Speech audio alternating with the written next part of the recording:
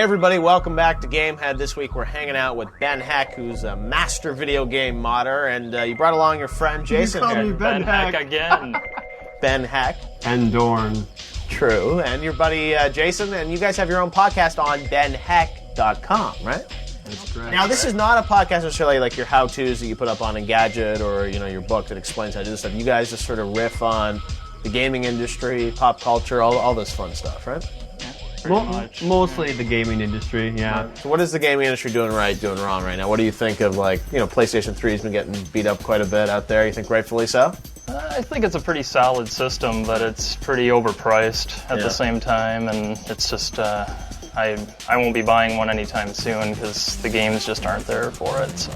Can't help but think of the 3DO or the Neo Geo when you look at that price tag. Yeah, it's true, but it's after PlayStation 2 was so successful, a lot of people said, well, PlayStation guys are just going to keep buying PlayStations, but it seems to be a lot of people are buying 360s right now. Well, the thing is, to think about that, there's an 800-pound gorilla called Final Fantasy 13 or whatever the number they're on that hasn't come out yet. Metal Gear Solid 4. Right, I mean, back in the year 2001 at this time, the PS2 wasn't exactly lighting the world on fire either. Yeah. So I just think it's a little premature to start digging a grave. Yeah. So we'll see. When a magical terrorist attack strikes Brazil in 2021, yes, I'm serious, it's up to you to bear arms as a human, elf, troll, or dwarf in Shadowrun for the Xbox 360. The hook in this first-person shooter is a series of cool magical power-ups. You can instantly teleport through walls, cast a Tree of Life to regenerate your health, and use Gust to basically force-push enemies off ledges. Great ideas, but there's one slight problem. They sort of magically forgot to include a single-player game. All you get are a series of bot matches and 16-player multiplayer on 9 maps. They try to cram a little story into the training missions, but after a couple hours, the only thing you'll be marveling at is the smoke and mirrors they used to convince you this was worth $60. The multiplayer is solid and innovative, it's just that the game is way overpriced. Be scared of this, Shadow. It gets a Gamehead score of 6 out of 10.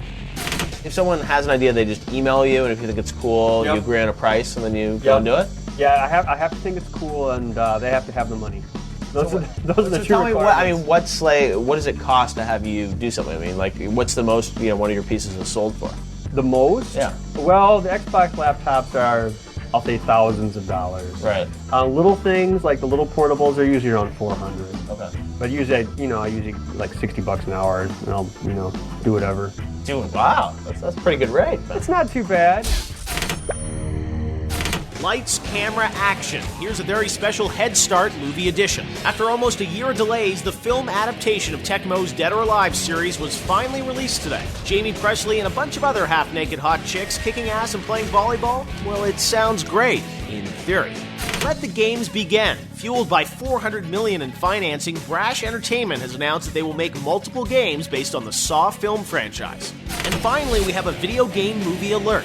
Variety reports that Spy Hunter will in fact be released by Universal Pictures, but will be directed and co-written by video game movie veteran Paul W.S. Anderson instead of John Woo. Whether or not The Rock will still star in the film remains a mystery that even The Interceptor couldn't track down.